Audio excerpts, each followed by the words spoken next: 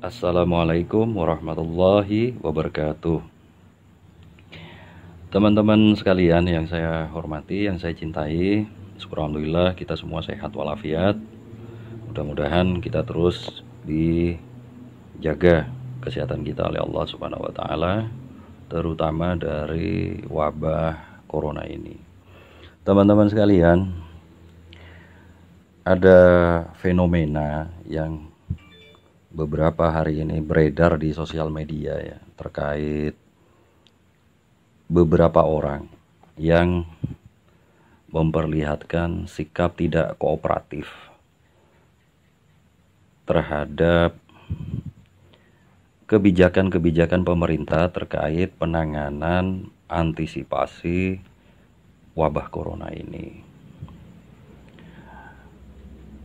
Ada juga video yang pernah saya lihat, sejumlah orang itu sampai pada level memaksakan diri untuk sholat tarawih di sebuah masjid yang telah ditutup dan dikunci oleh takmir. Itu sampai penean pagar. Ibu-ibu juga ada yang penean dengan mukenahnya itu, demi bisa menjalankan sholat tarawih. Saya ingin memberikan pandangan begini. Tidak ada keraguan sedikit pun pada diri saya dan insya Allah semua kita bahwa sholat tarawih itu fadilahnya besar, luar biasa. Ya seyogyanya memang dilaksanakan mumpung lagi bulan Ramadan. Akan tetapi mari kita juga pergunakan akal sehat dengan sebaik-baiknya agar ucapan dan tindakan kita bisa lebih arif dan bijaksana. Penting bagi kita untuk mengerti secara hakikatnya bahwa hukum sholat tarawih itu adalah sunnah. Sejak zaman dahulu sampai kapanpun, sampai akhir zaman gitu ya, itu status hukum sholat tarawih tidak akan pernah berubah menjadi wajib begitu. Itu pertama. Yang kedua, mari kita mengerti bahwa menjaga keselamatan jiwa itu hukumnya wajib, fardhu ain, harus dijalankan oleh setiap orang. Pada konteks wabah corona hari ini, yang menurut keterangan sains medis dan kesehatan itu, di antara cara untuk mengantisipasi atau mencegahnya ialah dengan melakukan social distance. Dilalah kok ya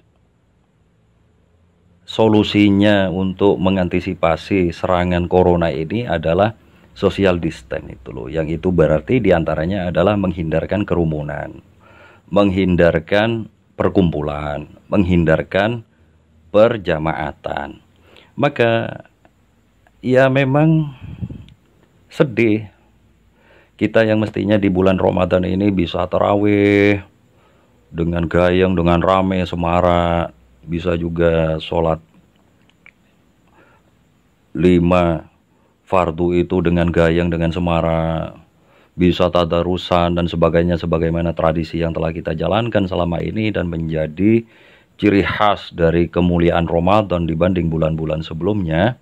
Tapi karena adanya unsur perkumpulan itu, maka hal seperti itu yang menjadi kemuliaan-kemuliaan Ramadan itu mesti kita tinggalkan gitu loh. Ini memang dua hal yang kebetulan tidak bisa padu pada Ramadan kita tahun ini gitu loh. Nah, mari kita kembali kepada esensi hukumnya tadi, bahwa seluruh aktivitas sholat tarawih, tadarusan itu status hukumnya sunnah. Adapun menjaga keselamatan jiwa, kesehatan diri, apalagi sudah terkait dengan resiko menimbulkan paparan kepada orang lain, maka itu derajatnya adalah wajib gitu loh. Maka tentu saja barang wajib tidak bisa dikalahkan oleh barang sunnah. Ya, itu satu. Yang kedua, mari coba kita renungkan dalam-dalam dengan tenang begitu ya. Adanya penyampaian atau ungkapan sejumlah orang bahwa wabah corona ini adalah makhluknya Allah Subhanahu wa taala. Wabah corona ini tidak usah terlalu ditakutkan. Karena kalau kita tidak bertakdir untuk terkena paparan corona, kita tidak akan kena. Dan sebaliknya, jika kita memang bertakdir kena corona, kita pasti kena.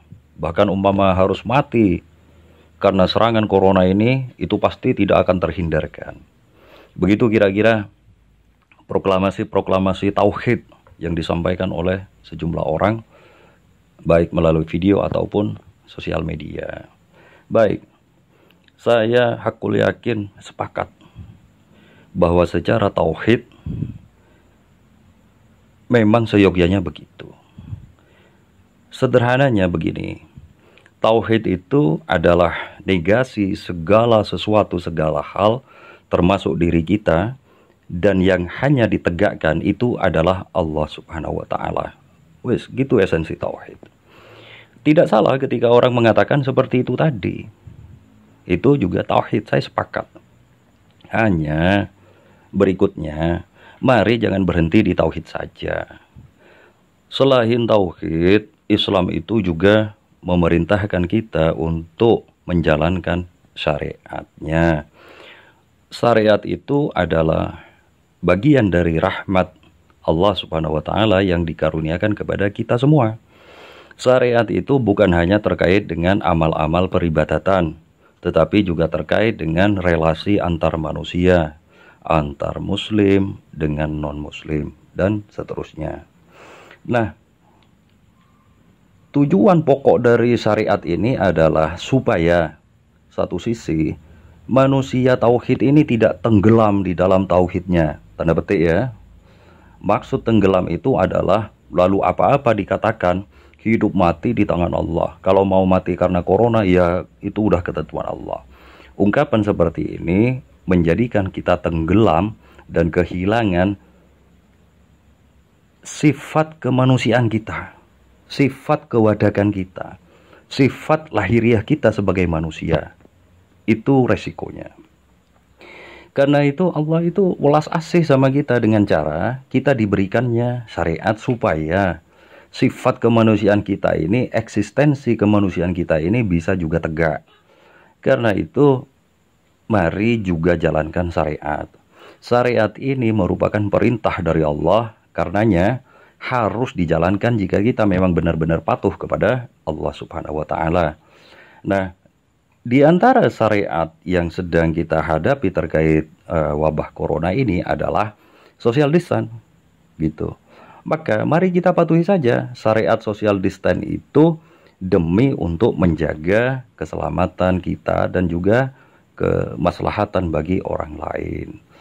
Jika kita meletakkan social distance ini sebagai laku syariat kita, kita patuhi, maka niscaya kita akan lebih banyak, lebih dekat kepada maslahat-maslahat, gitu. Walaupun memang di dalam hati tentu wajib bagi kita untuk senantiasa meyakini bahwa Allah lah Sang Maha Penentu, Sang Maha Berkehendak pada finalnya, gitu ya. Jadi mari kita petakan dua hal ini dengan jernih. Pada sisi tauhid, mari kita katakan begitu di dalam hati kita, tapi jangan abaikan syariat. Sesederhana itu, sungguh sesederhana itu. Insya Allah dengan cara demikian, tauhid kita juga tegak, lalu syariat kita jalankan, maka buahnya adalah kemaslahatan. Kalau syariat diabaikan, ditinggalkan dengan gegabah seperti tadi, maka yang rawan adalah semata produksi dari kemadorotan. Suatu kampung menjadi resah, gelisah, takut gara-gara diantaranya kena corona akibat kelalaian terhadap syariat itu. Maka seluruh kecemasan yang timbul ini menjadi madorot. Segala yang madorot pasti bertentangan dengan syariat. Segala yang tidak sejalan dengan syariat, insya Allah itu nuwun sewu bersumber dari sesuatu yang bermasalah di dalam hati kita. Mudah-mudahan ada manfaatnya. Mohon maaf. Akhirul kalam. Wassalamualaikum warahmatullahi wabarakatuh.